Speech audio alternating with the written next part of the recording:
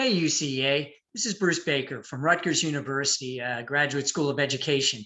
This year at the UCA convention on Saturday, the 13th, I'll be presenting one of the keynotes.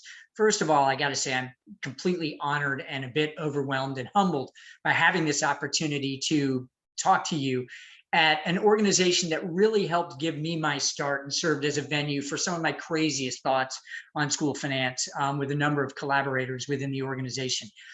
This year, we're going to talk a little bit about long-term trends, myths, and realities in school finance. Also going to take a deep dive into racial disparities in school funding and a reparations framework for mitigating those disparities. And going to take a look at the School Finance Indicators database, which I think can be a valuable resource to a number of researchers in this organization. I really look forward to seeing you all either in person in Columbus or online. See you in a few weeks.